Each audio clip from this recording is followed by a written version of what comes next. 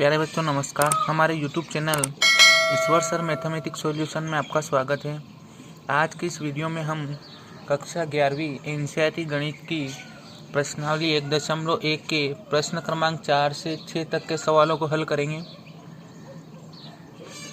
इससे पहले वाली वीडियो में हमने सीखा था कि समुच्चय को दो प्रकार से हम निरूपित कर सकते हैं।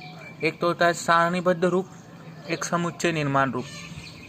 सारणीबद्ध रूप में लिखना हमने प्रश्न क्रमांक 3 में बहुत अच्छे से सीखा था। अब इस वीडियो में हम ये सीखेंगे कि समुच्चय को समुच्चय निर्माण रूप में किस प्रकार लिखा जाता है। तो ये जो फॉर्म है इसको बोलते हैं अपन कौन सा, रोस्टर फॉर्म या सारणीबद्ध रूप। और ये जो ऊपर लिख रखा है x इस प्रकार x एक पूर्णांक है और -3 से बड़ा है x और छोटा है किससे, 7 से, इसको बोलेंगे हम समुच्चय निर्माण रूप। अब आपको समुच्चय निर्माण रूप में लिखने से पहले जो आपको सारणीबद्ध रूप दे रखा है उसका गुण देखना है कि वो किस टाइप की संख्या है। फॉर एग्जांपल ये लिख रखा है b बराबर 1 2 3 4 5, तो ये किस टाइप की संख्या है, ये एक प्राकृत संख्या है। प्राकृत संख्या क्या होती है, जो गिनती की संख्या होती है जिसमें ओनली प्लस वाली संख्या होती है, ना तो जीरो होता है ना माइनस वाली होती है। और किससे छोटी है, 6 से छोटी है। तो इसको हम क्या लिख सकते हैं कि x इस प्रकार x एक प्राकृत संख्या है जो किससे छोटी है, 6 से छोटी है। तो आपको क्या करना पड़ेगा कि जो रोस्टर रूप में लिख रखा है पहले उसका गुण देखना पड़ेगा कि किस टाइप से संख्या चल रही है। तो आइए हम प्रश्न क्रमांक 4 को देखते हैं। प्रश्न क्रमांक 4 में आपको बोला है निम्नलिखित समुच्चयों को समुच्चय निर्माण रूप में व्यक्त कीजिए।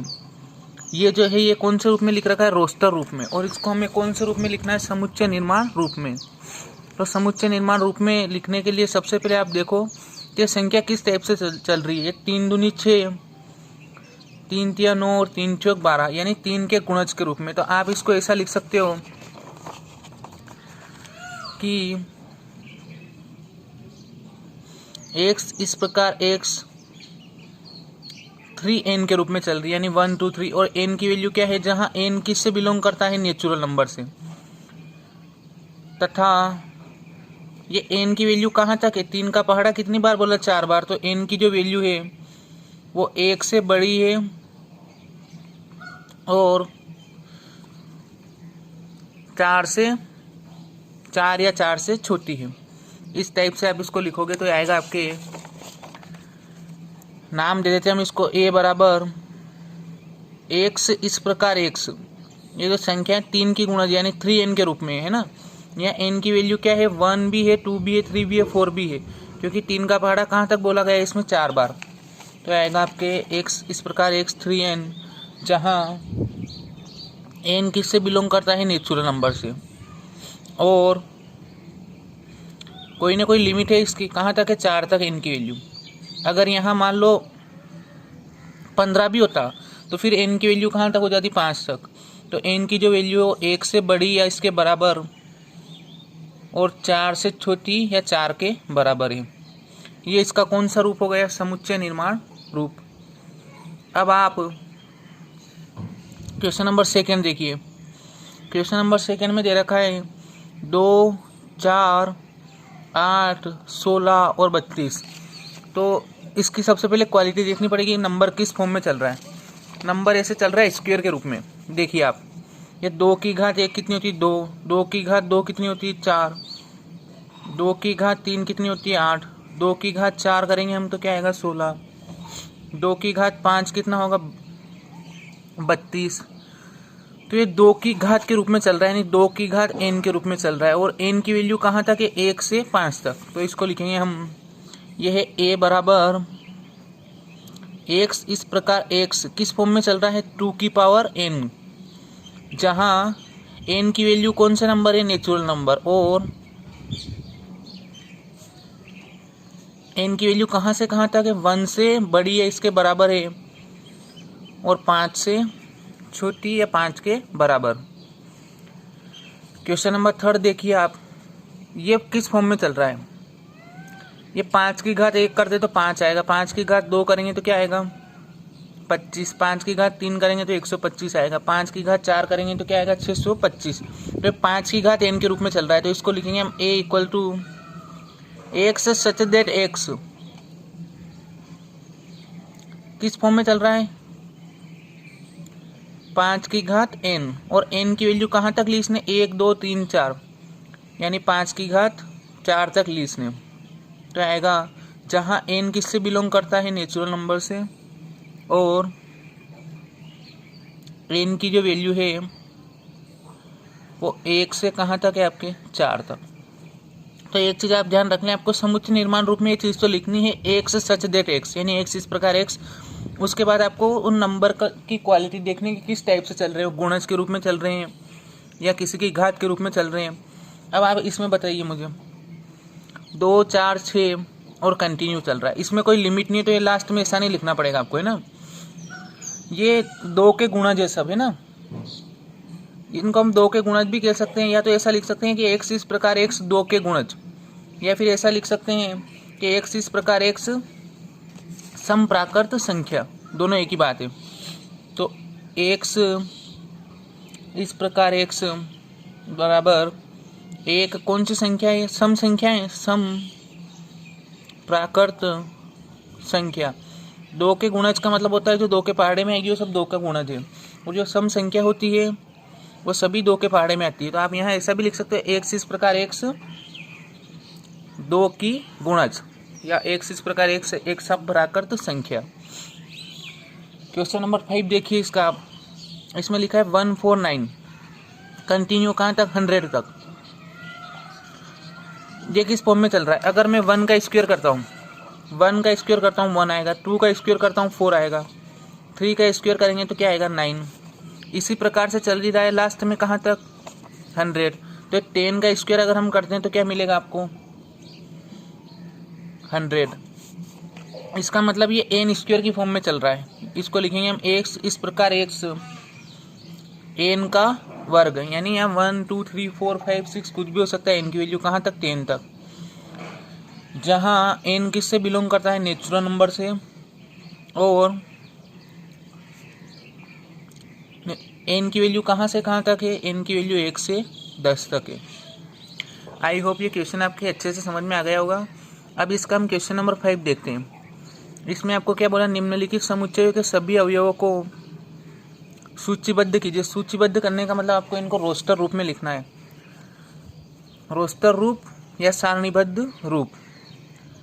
अब हमें इसका उल्टा करना है। अभी तक हम क्या कर रहे थे कि जो हमें रोस्टर रूप में दे रखा था उसको हम लिख रहे थे समुच्चय निर्माण रूप में। अब आपको क्या किया इसने कि अब समुच्चय निर्माण रूप दे दिया है, फिर से आपको उसको सूचीबद्ध करना है, यानी सारणीबद्ध रूप में लिखना है। तो क्या बोला, ए बराबर एक्स इस प्रकार एक्स एक विषम प्राकृत संख्या, यानी इसमें एक्स के मान ऐसे आएंगे जो एक विषम प्राकृत संख्या होगी। बताइए क्या क्या आएगा, 1 3 5, और कोई लिमिट नहीं बोली है, तो ये कहाँ तक, कंटिन्यू यानी अनंत तक। क्वेश्चन नंबर 2 है इसका, b बराबर एक्स इस प्रकार एक्स एक पूर्णांक है, पूर्णांक है और -1/2 से तो बड़ा है। जो एक्स आएगा -1/2 से बड़ा है और 9/2 से छोटा है, ये बात आपको ध्यान रखनी है। अब पूर्णांक में बते वाली संख्या नहीं होती है ना, तो -1/2 से बड़ा पूर्णांक क्या आएगा, -1/2 का मतलब होता है 0.5, और ये 0.5 ये 0.6 ये पूर्णांक में नहीं आती, ये परिमेय संख्या है, पॉइंट वाली सब। तो इससे बड़ा पूर्णांक होगा डायरेक्ट 0, और 9/2 का मतलब क्या होगा आपके, ये 2 चौक 8 2 5 10 यानी 4.5। 4.5 से छोटे और -0.5 से बड़े पूर्णांक लिखने हैं। तो पूर्णांक मैंने आपको बताए थे कि जिनमें माइनस वाली हो, प्लस वाली हो और 0 हो, ये पॉइंट वाले नंबर नहीं होते हैं। तो इससे बड़ा पूर्णांक डायरेक्ट क्या आएगा आपके, -0.5 से बड़ा पूर्णांक है 0, 1 2 3 और 4 आ जाएगा। तो इसमें आएगा आपके b बराबर 0 1 2 3 और 4। इसने पूर्णांक बोला है इसलिए ये आए, है ना। अगर मान लीजिए प्राकृत संख्या बोलता तो फिर ये 0 नहीं आता, कि एक्स इस प्रकार एक्स एक प्राकृत संख्या है जो -1/2 से बड़ी है और 9/2 से छोटी है, तो फिर ये 0 नहीं आता, क्योंकि प्राकृत संख्या में क्या नहीं होता है, 0 नहीं होता, डायरेक्ट किसका नंबर आता है, 1 का। अब इसका थर्ड क्वेश्चन देखते हैं हम। इसमें बोला है c बराबर x, इस प्रकार x एक पूर्णांक है और अगर उस x का हम स्क्वायर करते हैं, उस पूर्णांक का हम स्क्वायर करते हैं तो 4 आता है या 4 से छोटा आता है। तो पूर्णांक तो माइनस में भी होते हैं, तो -3 का हम स्क्वायर करेंगे तो क्या आएगा 9, ये तो बड़ा आ रहा है। तो -2 का स्क्वायर करते हैं, -2 का स्क्वायर करेंगे तो ये क्या आएगा 4। इसने बोला है 4 आ सकता है, 4 के बराबर भी आ सकता है, तो एक तो इसमें -2 आ जाएगा। एक -1 का स्क्वायर करेंगे तो 1 आएगा, 4 से छोटा ही है, इसमें 1 भी आ सकता है माइनस का, 0 आ सकता है, 1 आ सकता है, 2। अगर आपको यहाँ बोलता प्राकृत संख्या है, एक इस प्रकार एक से एक प्राकृत संख्या, तो प्राकृत संख्या माइनस वाली नहीं होती है, तो इसमें एक तो 1 आता और एक और क्या आता 2 आता। तो आपको ग्रुप अच्छे से पता होना चाहिए कि कौन से ग्रुप में किस टाइप की संख्या होती है। इसका चौथा क्वेश्चन देखते हैं अपन। इसमें लिखा है d बराबर x, इस प्रकार एक लोयल शब्द का एक अक्षर है ना। तो मैंने आपको ये बताया था कि किसी भी अक्षर को रोस्टर रूप में लिखते समय कि उसके अवयवों को डबल नहीं लिखा जाएगा। तो यहाँ एल आ जाएगा, फिर कोमा, ओ आ जाएगा, फिर वाई आ जाएगा और फिर क्या आ जाएगा ए, फिर एल नहीं लिखना है आपको। ये इसका कौन सा रूप हो गया, रोस्टर फॉर्म यानी सारणीबद्ध रूप। अब इसने बोला है ई बराबर x, इस प्रकार एक वर्ष का एक महीना है जिसमें 31 दिन नहीं होते हैं। तो कौन कौन से महीने में 31 दिन नहीं होते हैं ये देखते हैं अपन। एक तो आपके होता है फरवरी, ये तो सबको पता होगा, फरवरी माह में 31 दिन नहीं होते हैं। एक होता है अप्रैल, एक जून, सितंबर और नवंबर। ये 5 ऐसे महीने हैं जिनमें 31 दिन नहीं होते हैं। इसका क्वेश्चन नंबर 6 देखिए आप। इसने बोला है ए बराबर x, इस प्रकार x अंग्रेजी वर्णमाला का एक व्यंजन है। व्यंजन का मतलब आपको पता है, स्वर तो क्या होते हैं ए ई आई ओ यू, और जो बाकी बच गए वो सबके सब क्या है व्यंजन। तो अंग्रेजी वर्णमाला का एक व्यंजन है जो के से पहले आता है। अब के से पहले आने वाले व्यंजन कौन कौन से हैं। के से पहले ए भी आता है, लेकिन ए तो स्वर है, एक तो आपके आ जाएगा इसमें बी, एक सी और डी। ई आएगा नहीं क्योंकि ई तो स्वर है। एक एफ आ जाएगा, जी, एच और आई नहीं आएगा, और जे। तो इसमें आ जाएगा आपके एफ बराबर बी, सी, डी, एफ, जी, एच और जे। आई होप ये क्वेश्चन आपको अच्छे से समझ में आ गए होंगे। अब हम इसका नेक्स्ट क्वेश्चन देखते हैं। अब इसके प्रश्न क्रमांक 6 में आपको बोला है कि बाईं ओर रोस्टर रूप में, ये लिख रखा है रोस्टर रूप में, और दाईं ओर समुच्चय निर्माण रूप में वर्णित समुच्चयों का सही मिलान कीजिए। आपको जोड़ी बनानी है। तो सबसे पहले देखो इस नंबर की क्वालिटी वाला नंबर इधर कौन है। x, इस प्रकार x एक अभाज्य संख्या है जो 6 की भाजक। अभाज्य संख्या और 6 की भाजक कौन कौन है इसमें, ये 2 और 3, ये अभाज्य भी है और 6 की भाजक भी है। तो इस दूसरे से कौन मैच हो जाएगा आपके, ये ए वाला। फिर नेक्स्ट बोला x, इस प्रकार x 10 से कम एक विषम प्राकृत संख्या। तो 10 से कम विषम प्राकृत संख्या ये रही 1, 3, 5, 7, 9। तो इस चौथे से क्या मैच हो जाएगा, बी वाला। फिर बोला इसने x, इस प्रकार x एक प्राकृत संख्या है जो 6 की भाजक है। अब इसने अभाज्य नहीं बोला है, तो 6 की भाजक प्राकृत संख्या कौन कौन सी है, ये पहले वाले में 1, 2, 3, 6, ये 6 की भाजक भी है और प्राकृत संख्या भी है। लास्ट है इसका x, इस प्रकार x मैथमेटिक्स शब्द के अक्षर, और इसका हो जाएगा तीसरा वाला। तो आई होप ये क्वेश्चन आपके अच्छे समझ में आ गया होगा। अब हम इसके कुछ एग्जाम्पल देखते हैं। इसका उदाहरण नंबर 1, इसमें लिखा है समीकरण x square plus x minus 2 बराबर 0 का हल रोस्टर रूप में कीजिए। तो इसको रोस्टर रूप में लिखने के लिए सबसे पहले इसके गुणनखंड कर लेते हैं। एक द्विघाती समीकरण है, इसके गुणनखंड करेंगे हम। तो गुणा करने पे तो आपको लाना है 2, और यहाँ माइनस है, इसका मतलब ये 1 का ही पे लाना है घटाने पर। तो ऐसी संख्या क्या होगी, 2 minus 1, x square plus 2x minus x minus 2 बराबर 0। यहाँ से x कॉमन आ जाएगा, x प्लस 2 बचेगा, यहाँ से माइनस का 1 कॉमन लेंगे हम, तो ये आ जाएगा आपके x प्लस 2। 10th में सीखा होगा आपने गुणनखंड करना, x प्लस 2 और x माइनस 1। x प्लस 2 बराबर लिखेंगे 0, तो x बराबर क्या आ जाएगा, -2। और x माइनस 1 बराबर 0 रखेंगे तो x बराबर क्या आ जाएगा 1। तो आपके दो वैल्यू आई, एक तो आई 1 और एक और क्या आ गई -2। तो इसको रोस्टर रूप में हम लिख देंगे 1 -2। ये इसका दूसरा एग्जाम्पल सोल्व करते हैं हम। दूसरे एग्जाम्पल में लिखा है कि समुच्चय x इस प्रकार x एक धन पूर्णांक है, यानी पूर्णांक तो है, पूर्णांक माइनस में भी होते हैं प्लस में भी होते हैं, लेकिन आपको प्लस वाले लेने हैं और उनका अगर स्क्वायर करें अपन तो 40 से कम आए।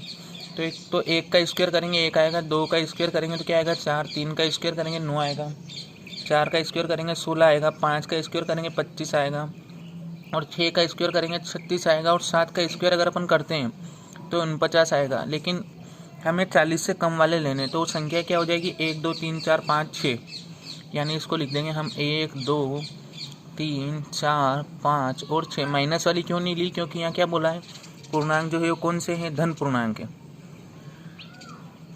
अब इसके उदाहरण नंबर 3 में आपसे बोला है समुच्चय a बराबर 1 4 9 16 25 को समुच्चय निर्माण रूप में लिखना है आपको। समुच्चय निर्माण रूप में लिखने के लिए अब इसके उदाहरण नंबर 3 में आपसे बोला है कि समुच्चय a बराबर 1 4 9 16 25 को समुच्चय निर्माण रूप में लिखिए। तो सबसे पहले आप इस नंबर की क्वालिटी देखो किस फॉर्म में चल रहा है। देखिए 1 का स्क्वायर करते हैं तो 1 आता है, फिर 2 का स्क्वायर करेंगे तो क्या आएगा 4, इसी प्रकार 3 का स्क्वायर करेंगे तो क्या आएगा 9, 4 का स्क्वायर करेंगे क्या आएगा 16, 5 का स्क्वायर करेंगे तो क्या आएगा 25। तो ये स्क्वायर के रूप में चल रहा है, तो इसको हम लिखेंगे a बराबर x इस प्रकार x n का स्क्वायर, जहाँ n किससे बिलोंग करता है नेचुरल नंबर से, और कोई लिमिट है ही नहीं इसमें। मान लीजिए यहीं तक होता तो हम ये भी लिखते हैं कि n की जो वैल्यू है वो 1 से कहाँ तक है 5 तक है, लेकिन इसमें सोन यानी कंटिन्यू है, तो बस ये यहीं तक हो जाएगा, कोई लिमिट नहीं इसमें। अब इसका उदाहरण नंबर 4 देखिए, इसमें लिखा है समुच्चय 1/2 2/3 3/4 4/5 और 5/6 और 6/7 को समुच्चय निर्माण रूप में लिखिए। तो सबसे पहले इस नंबर की अपन विशेषता देखते हैं। तो नंबर कैसे चल रहा है देखिए, यहाँ भी एक प्राकृत संख्या, नीचे ये भी अलग अलग देखें, ये एक प्राकृत संख्या, ये भी कौन सी संख्या प्राकृत। तो अगर हम यहाँ n की वैल्यू 1 लेते हैं और 1 में एक और जोड़ते हैं तो ये क्या आता है 1/2। ठीक उसी प्रकार n की वैल्यू 2 लेते हैं और 2 में एक और जोड़ते हैं तो ये क्या आता है 2/3।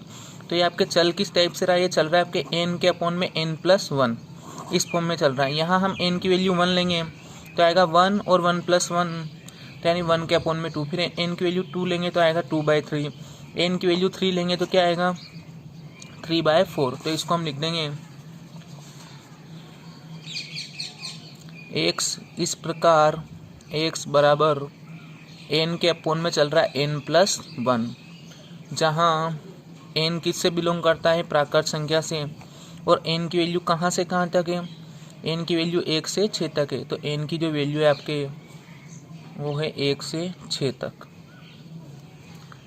अब इसका उदाहरण नंबर 5 बिल्कुल क्वेश्चन नंबर 6 के जैसा है।